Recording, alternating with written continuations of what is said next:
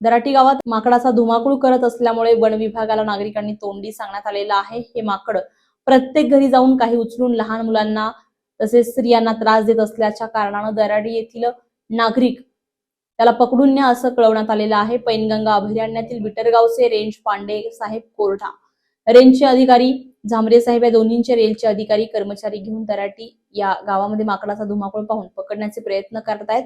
पण वन विभागाला अपयश आल्यामुळे दराटी नागरिकांनी नाराजी व्यक्त केली आहे। या माकडाला पकडण्यासाठी पिंजऱ्याचा उपयोग केला, जाळीचा उपयोग केला, पण ते माकड पकडण्यात वन विभागाला अपयश आलेलं आहे। बिटरगाव येथील वन विभागाचे कर्मचारी शूटर म्हणून चव्हाण साहेब हे देखील बंदूक घेऊन माकडाला इंजेक्शन देऊन बेहोश करण्यासाठी निशाणा लावत होते, पण त्यांचा निशाणा लागलाच नाही।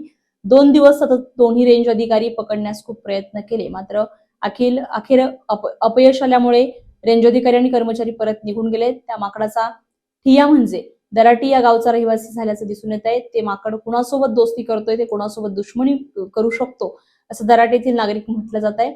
या माकडामुळे काही दराटी परिसरामध्ये नागरिकांचं नुकसान झाल्यास यासाठी वन विभागाचे कर्मचारी अधिकारी जबाबदार राहतील असं दराटी नागरिकांचं म्हणणं आहे। स्टार महाराष्ट्र न्यूज साठी राम राठोड, उमरखेड, दराटी।